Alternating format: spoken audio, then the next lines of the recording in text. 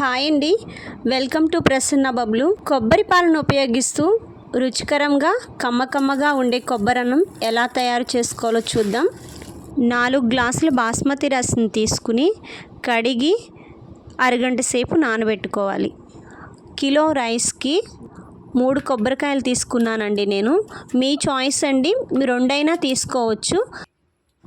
Separate చేసుకున్న ముక్కల్ని చిన్న ముక్కలుగా కట్ చేసుకోవాలి.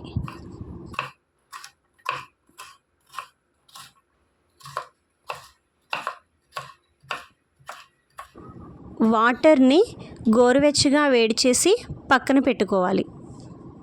కట్ చేసుకున్న ముక్కల్ని మిక్సీ జార్లో వేసుకోవాలి. గోరువెచ్చని నీళ్లు పోసుకుంటూ మెత్తగా గ్రైండ్ చేసుకోవాలి.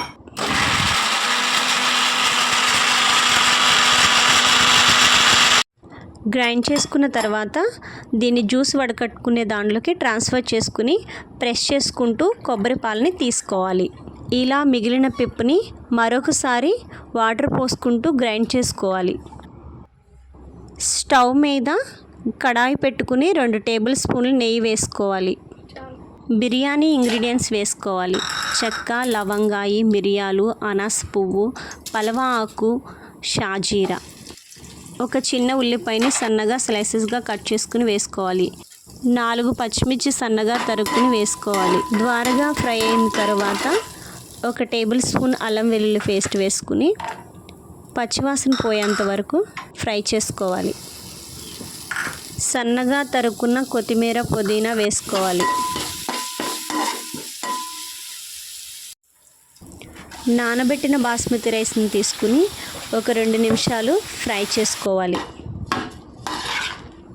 1 గ్లాస్ బాస్మతి రైస్కి గ్లాసున్నర కొబ్బరి పాలు తీసుకోవాలి. నేను 4 గ్లాసుల బాస్మతి రైస్ని తీసుకున్నానండి, అందుకని 6 గ్లాసుల కొబ్బరి పాలను తీసుకున్నాను.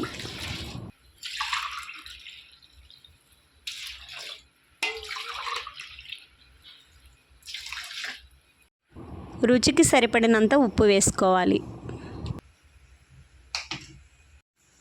1 టీ స్పూన్ గసగసాలు వేసుకోవాలి. గసగసాలు వేసుకోవడం వల్ల టేస్ట్ మరింతగా పెరుగుతుంది. ఒక 10 నిమిషాలు ఉడికిన తర్వాత చెక్ చేసుకోవాలి. చెక్ చేసుకున్న తర్వాత సిమ్లో పెట్టుకుని మూత పెట్టుకోవాలి. కమ్మగా ఉండే కొబ్బరన్నం తయారయ్యింది. కొబ్బరి పాలు కరెక్ట్ మెజర్మెంట్లో తీసుకున్నట్లయితే ఈ విధంగా పొడిగా రైస్ వస్తుంది. ఇష్టం ఉన్న వాళ్ళు 1 టేబుల్ స్పూన్ నెయ్యి వేసుకుని సర్వ్ చేసుకోవాలి. ఈ వీడియో కనుక ఫస్ట్ టైం చూస్తున్నట్టయితే సబ్స్క్రైబ్ చేసుకుని షేర్ చేసి లైక్ చేయండి.